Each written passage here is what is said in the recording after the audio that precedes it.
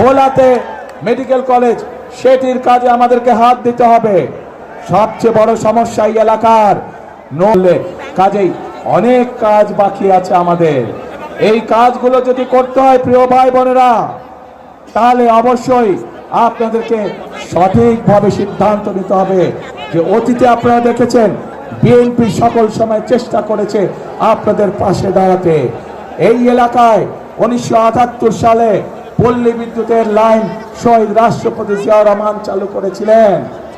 কাজেই বিদ্যুতের লাইন বলুন, বরিশাল বিভাগ বলুন, এর বাইরে আরো অনেক কাজ যেগুলো বিএনপি করেছিল, কিন্তু কিছু কাজ শেষ করে যেতে পারে নাই।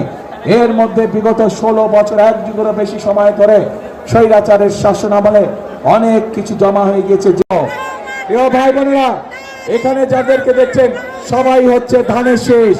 ধানের শীষের সাথে আমাদের আরেক ভাই আছে ট্রাক মার্কা নুরু, এও এই এলাকার ছেলে, আমাদেরকে আন্দোলন সংগ্রামে আমাদের সাথে ছিল। তাকেও দয়া করে আপনারা বিজয় করে নিয়ে আসবেন, সে আমাদেরই একজন। আর প্রিয় ভাই বোনেরা, পার্থকে আপনারা ছিলেন ভোলার মানুষ, ঐতিহ্যবাহী পরিবারের ছেলে, গরু গাড়ি মার্কা, তাকেও আপনারা দেশ উন্নয়নের সুযোগ দিবেন, এলাকার কাজ, এলাকার উন্নয়ন, মানুষের সমস্যার সমাধানের সুযোগ দিবেন ইনশাআল্লাহ। প্রিয় ভাই বোনেরা,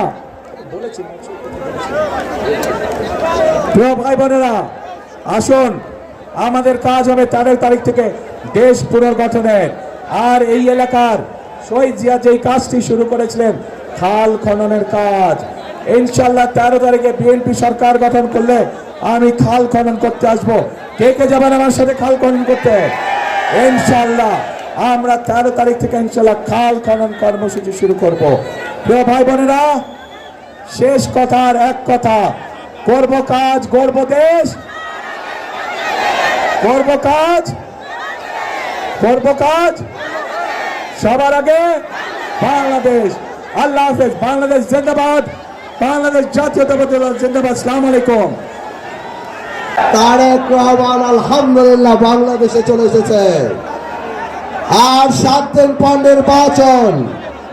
নির্বাচন ইনশাআল্লাহ বাংলাদেশে যতগুলি পাবলিক মিটিং, জনসভায় দেখলাম তারেক রহমান ইতিমধ্যেই বাংলাদেশের মানুষের হৃদয়ের প্রধানমন্ত্রী হয়ে গিয়েছে ইনশাআল্লাহ আমরা পাব। আর এখানের যে আজকে সমাবেশ,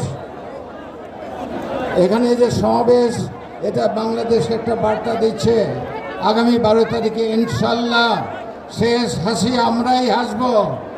আপনারা কি আমাদের সবাইকে ভোট দেবেন? তাহলে 2 হাত তুলে দেখিয়ে দেন ভোট দেবেন। আপনাদের সবাইকে ধন্যবাদ। আসসালামু আলাইকুম। ইনশাআল্লাহ আকুল আবেদন থাকবে যে আপনারা আমাদের দাবিগুলো ইনশাআল্লাহ পূরণ করতে পারবো। আজকে আমি দেশনেত্রী বেগম খালেদা জিয়ার মাগফিরাত কামনা করি, জিয়াউর রহমান কামনা করে আমার বক্তব্য শেষ করলাম। খোদা হাফেজ। বাংলাদেশ জিন্দাবাদ।